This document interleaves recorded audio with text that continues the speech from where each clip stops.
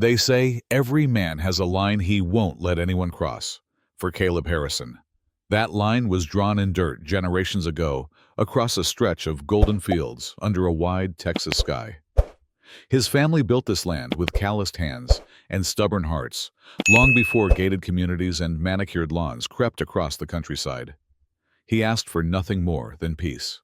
But when an HOA queen named Nancy Prescott decided his farm didn't fit her perfect suburban vision, she sparked a battle she wasn't ready for. What began with petty complaints would grow into a fight for something far greater than property. It became a fight for freedom, community, and the right to stand your ground when the world tries to pave you over. This isn't just a story about land, it's a story about legacy, about how sometimes the roots that hold you in place are stronger than anyone ever expects. Caleb Harrison never needed much to feel rich. His wealth wasn't measured in bank accounts or fancy cars. It was the feel of cool morning air against his skin, the rough texture of calloused hands, gripping worn leather reins, the sight of endless fields. His grandfather once tilled with nothing but a mule and a prayer, Harrison Farms, sitting on the outskirts of Asheville, North Carolina, was more than land. It was legacy. Every morning, Caleb sat on the old pinewood porch, his father built drinking strong black coffee and listening to the soft cluck of hens waking up. The early light spilled across his wheat fields like molten gold. Out here, the world made sense. Honest work, honest rewards. But peace, he knew, was always temporary. The first crack came wrapped in beige linen and high heels. Nancy Prescott pulled up in a pristine white SUV, stepping out like a queen, surveying a peasant's property. Clipboard in hand, sunglasses perched high on her nose. She strutted up the dirt path toward Caleb's porch. Caleb didn't stand. He just sipped his coffee, waiting.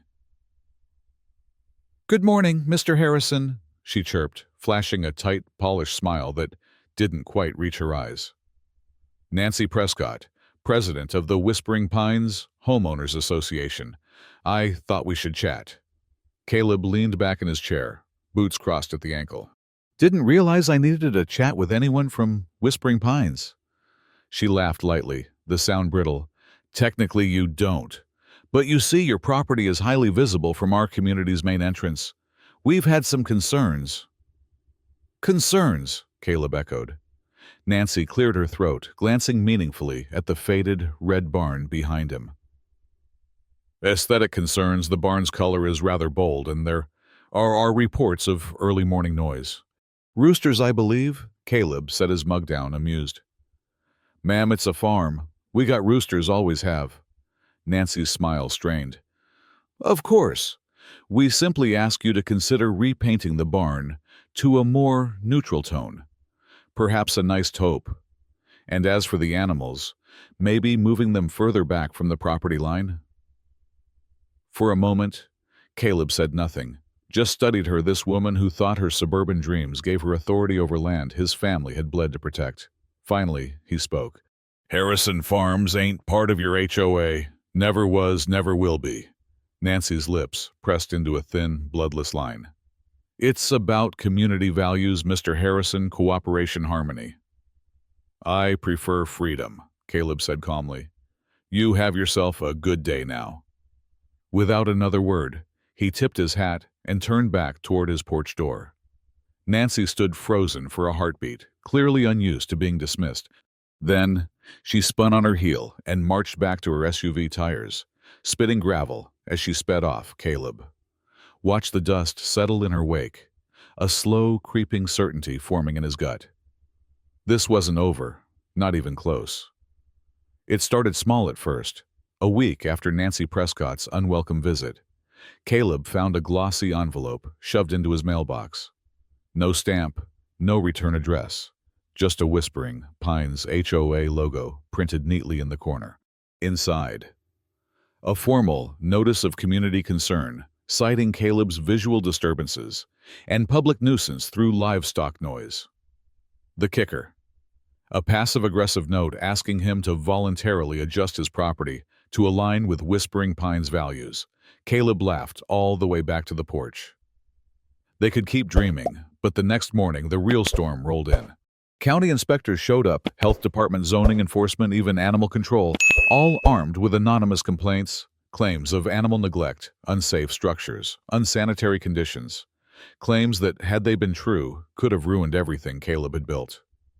The first inspector, a tired-looking woman named Denise, stepped carefully around his goats and Pig's clipboard clutched to her chest. "Honestly, Mr. Harrison," she muttered, glancing around the spotless pens and well-fed animals, "this is one of the cleanest farms I've seen all year. Somebody's wasting our time." Caleb tipped his hat. "Wouldn't happen to know who's filing all these reports, would you?" She smiled thinly. "Not officially, but off the record, Prescott's name keeps popping up." Caleb's jaw tightened. So Nancy was playing dirty. Still, he held his ground. The inspections kept coming week after week. Each time they found nothing wrong. Each time, Caleb's patience frayed a little more. Then one afternoon, Caleb came back from hauling feed to find something that made his blood run cold. A construction crew on his land. They were halfway through digging post holes for a massive privacy fence. Thick metal panels stacked high beside a trench line that sliced across Caleb's southern pasture like an ugly scar. And standing proudly beside the chaos, Nancy Prescott, clipboard in hand, her smile sharp as a knife. "You can't do this," Caleb barked, striding toward her. Nancy turned all fake sweetness. "On the contrary, the HOA board voted. We're erecting a privacy barrier to shield our residents from unsightly agricultural activity. For everyone's comfort." Caleb's fists clenched. "You're trespassing. This is private land." Nancy didn't blink. "There's been some debate about the original property lines. Until it's resolved, we're proceeding in the community's best interest." In that moment, Caleb saw it clearly. Nancy didn't just want him to comply. She wanted him gone. This wasn't about roosters or red barns or neatly mowed grass. This was about power, about erasing anything that didn't fit her picture-perfect version of suburban life. Well, she'd picked the wrong man to bully. Without a word, Caleb pulled out his phone and called Sheriff Tom Booker, a lifelong friend who had known Caleb since they were boys. "Tom," Caleb said, voice low and dangerous. "I need you down at the farm. Bring paperwork." Nancy stiffened as Caleb ended the call. "Is that really necessary?" "Only if you want to explain to the sheriff why you're illegally building a fence on someone else's property," Caleb said, smiling grimly.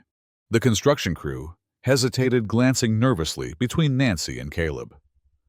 "Pack it up, boys," Caleb said, "unless you want to be hauled off for trespassing." 15 minutes later, Sheriff Booker rolled up in his cruiser lights, flashing just for show. He stepped out, took one look at the scene, and shook his head. "Nancy Prescott," he drawled. "You best explain yourself." Nancy tried. Oh, how she tried, but Caleb had prepared. He whipped out his deed, the official county plat maps, and historic survey documents proving exactly where his property line sat. Booker didn't even hesitate. "This fence is illegal. I'm ordering you off this land, effective immediately." Nancy sputtered protests. But it was over. As the construction crew packed up in silence, Caleb watched Nancy retreat to her SUV, face flushed with rage. She slammed the door so hard, the vehicle rocked on its suspension. He didn't smile. Not yet. Because deep down, Caleb knew something Nancy hadn't realized yet. She had just started a war she couldn't win. And Caleb Harrison, he had only just begun to fight. The weeks that followed were a chess match. Nancy Prescott, furious at being humiliated, doubled down. She flooded Caleb with legal threats, HOA notices, and even thinly veiled personal attacks in the local paper. Anonymous editorials about unsightly farms ruining suburban serenity suddenly appeared in the Whispering Pines Gazette. Caleb kept his cool, barely. Instead of reacting publicly, he did what his father had always taught him: work smarter, not harder. He called in an old friend, Bethany Cole, a sharp, no-nonsense land attorney who had built her reputation taking on bullies exactly like Nancy. Bethany didn't waste time. Within a week, she filed a formal lawsuit against the Whispering Pines HOA and Nancy Prescott personally for harassment, trespassing, and attempted land theft. She also requested an emergency injunction, to prevent any further interference. But Bethany had one more card to play. She uncovered a forgotten clause buried deep in Whispering Pines' founding documents, an old easement agreement from when Caleb's grandfather sold a strip of land to the developers decades ago. The terms: the HOA was legally obligated to respect Caleb's farm operations and could not restrict, alter, or interfere with them in any way. If they tried, they risked forfeiting their community charter. It was a legal nuclear bomb. At the emergency court hearing, Nancy showed up, flanked by two high-priced attorneys, wearing her best designer suit and fake composure. Caleb, meanwhile, walked in with Bethany by his side, shoulders square, boots dusty, head high. The judge, an older man with a reputation for hating frivolous lawsuits, listened intently as both sides presented their arguments. Nancy's lawyers argued Caleb was a disruptive neighbor, lowering property values. Bethany, calm and merciless, presented deed records, survey maps, county compliance reports, and finally, the smoking gun, the easement agreement. The courtroom went dead silent as the judge flipped through the dusty old document. After a long moment, he leaned forward, peering at Nancy over his reading glasses. "Mrs. Prescott," he said, voice cutting through the air like a blade, "it appears you and your organization have not only overstepped your authority, but violated a standing legal agreement binding your HOA to Mr. Harrison's rights." Nancy opened her mouth, but the judge raised a hand. "Enough. I'm issuing a permanent injunction effective immediately. No further interference, no restrictions, no harassment. Any future violations will result in severe penalties, both civil and criminal." Nancy's face turned a dangerous shade of purple, but the judge wasn't done. "In addition," he continued, "Mr. Harrison is entitled to damages for the harassment and attempted property encroachment. I'll expect a settlement proposal within 30 days, or we'll proceed to a full trial." Bethany smiled politely. Caleb didn't. He just tipped his hat to the judge. The battle was over. The war was won. But the real victory came later. Whispering Pines, homeowners, many of whom had silently endured Nancy's reign for years, rallied around Caleb. Thank you cards appeared in his mailbox. Neighbors dropped off fresh-baked pies, homemade jam, even handmade signs reading, "We stand with Caleb." And Nancy. Word spread fast that she had been ousted from the HOA board in a landslide vote. Her once loyal inner circle turned on her overnight. Facing a mountain of legal fees and a community that now saw her as a pariah, she sold her home in Whispering Pines and disappeared without so much as a farewell. No one mourned her departure. Caleb, meanwhile, expanded the farm, built a bigger farmer's market, invited the whole town to a harvest festival that turned into an annual tradition.